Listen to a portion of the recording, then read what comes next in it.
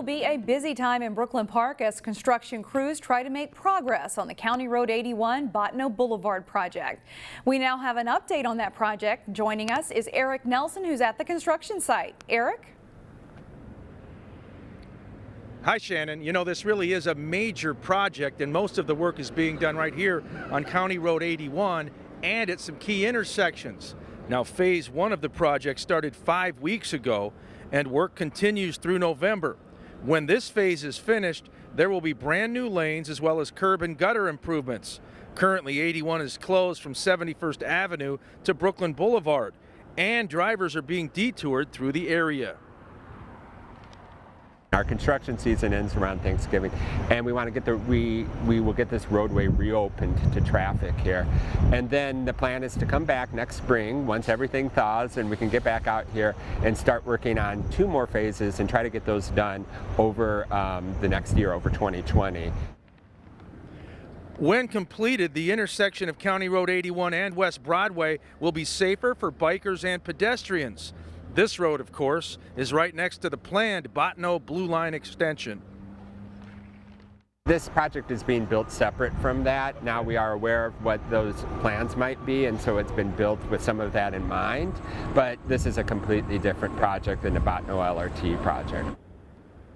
Now, once again, anybody using County Road 81 should allow for extra time because of the detours. Reporting live in Brooklyn Park, I'm Eric Nelson, CCX News. All right, thank you, Eric. Meanwhile, in Plymouth, another significant construction project continues. Rockford Road is getting a new bridge over I-494. Construction began in late May, and it's being done in 3 phases. Getting around the site has been a challenge, but when things are finished, there will be noticeable upgrades. The old bridge from the 1960s was demolished, a whole new interchange, so new bridge, ramps are being redone, some capacity expansion, so dual left turn lanes on the bridge. So really the project is meant to be a safety improvement, allow for that mobility. The total cost for the project is approximately $16 million. It should be finished in late November. Officials are calling this a 50-plus year fix for that area. Social media creates special challenges for local school districts. Case in point, an incident on Monday that involved the Osseo School District and Maple Grove Police. Osseo Senior High contacted police following a student's Snapchat post that was disconcerting to others. It included the statement, "Don't come to school tomorrow." Investigators determined the post posed no threat to anyone's safety, but according to police, it was simply poor use of a few students' use of social media. The principal of Osseo Senior High, Michael Lehan, says he's grateful the post was brought to the school's attention. He says he encourages families to report any potential safety concerns to the district's anonymous tip line. The district also urges parents to talk with their children about responsible use of social media. A local organization wants to encourage people to consider donating blood as we remember the 18th anniversary Wednesday of the 9/11 terrorist attacks. Memorial Blood Centers will host several blood drives around the Twin Cities on Wednesday. They are encouraging people to donate blood in remembrance of the victims and first responders who lost their lives on 9/11. The process takes less than an hour, and it will help replenish a low blood supply. So the need for blood is every day, and hundreds of thousands of people came out to donate across the country in 2001, on September 11th. And the #1 reason why people don't donate blood is because they've never been asked. And so Memorial Blood Centers is asking you now. Officials from Memorial Blood Center say the local supply is dangerously low due in part to a drop in donations over Labor Day weekend. For a list of where to donate and the eligibility requirements, go to our website, ccxmedia.org. We are learning more now about a new restaurant coming soon to Robbinsdale. The restaurant on West Broadway, where Canton Garden used to be, will be called the Birdhouse.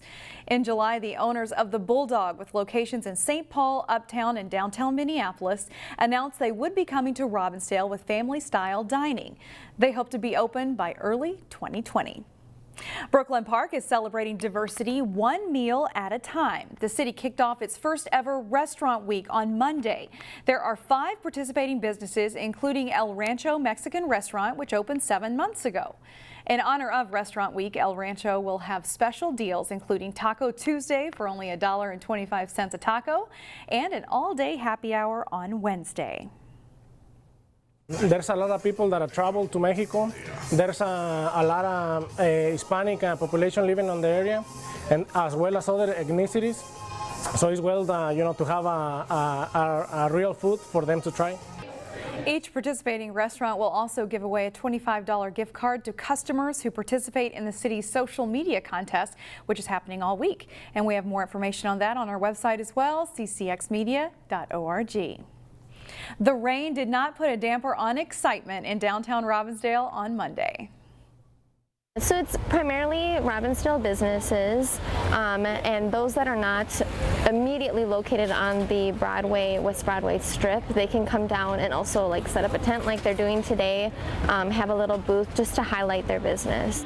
The Robbinsdale Chamber of Commerce hosts this annual event where people can come and check out what's happening with Robbinsdale businesses.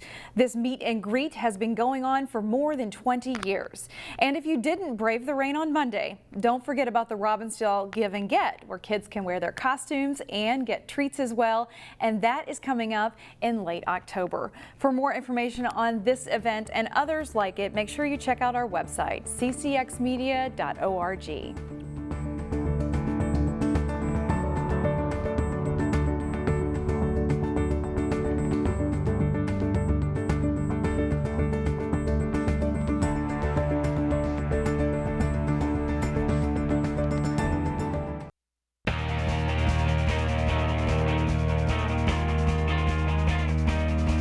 The Wayzata girls swimming and diving team has a new head coach this season, but actually she's an old new coach.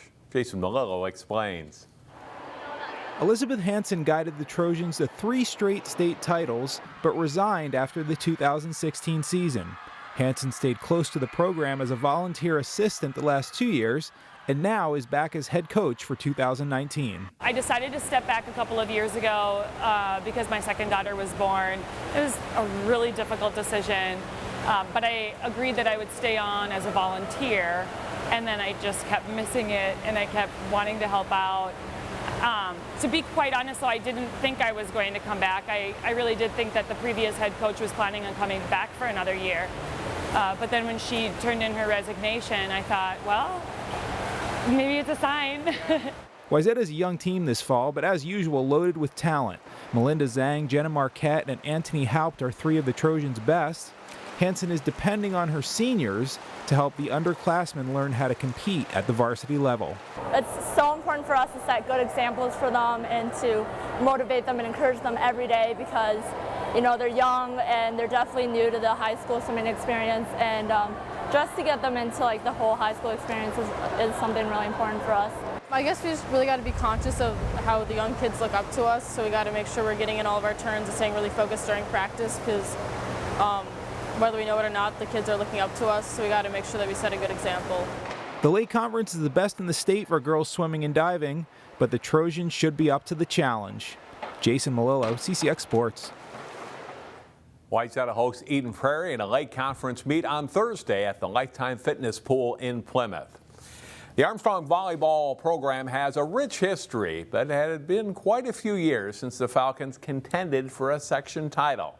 As Jay Wilcox reports, they're hoping to build on last season's surprising run to the Section 6-3A final. There's a bounce in the step of the Armstrong Volleyball players this fall. Though they fell just short of the state tournament last season, a strong push to reach the Section 6 championship and playing a 5-set thriller against Edina in that match gave the program a shot in the arm. Oh, that was great. It just really showed us how far we could get, how close we were to going to state, and we can get there this year. I believe it. This year we're all kind of coming off a loss last year, sadly, with sections, but it was such a fun game that we're excited to work hard and be back, and it definitely brought in some more fans for us and more people just to the community. Mike Vogel and Christine Denson are the new co-head coaches for the Falcons, moving up from the assistant ranks. Well, we really like our new head coaches. They were actually our assistant coaches last year, so we're excited to have them back. And they've been doing a great job with getting everything organized and keeping the varsity team at a very good playing level for practice, keeping it really competitive at all times. So we're excited to have him back. The coaches have been really focusing on enforcing the basics, and all of the players, not just the freshmen, all the varsity and all the JV are working on getting the basics, all the fundamentals down. Kids who are returning have come back all stronger than they were last year. So they've gotten bigger, they've gotten older, but they've also gotten better. They've all been playing, we can tell. A strong group returns with players like outside and middle hitter Sophie Vogel, setter Riley Fry, outside hitter Rachel Eukstead, and Kaya Durant leading the way.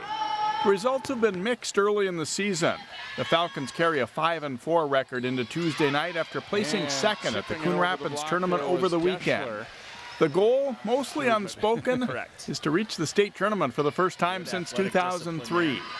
We'll see if Armstrong has what it takes to make a playoff run again. Jay Wilcox, CCX Sports. They did not look. The Falcons are at Andover Tuesday night and at Rogers Thursday this week. That's all for sports. More news in a moment.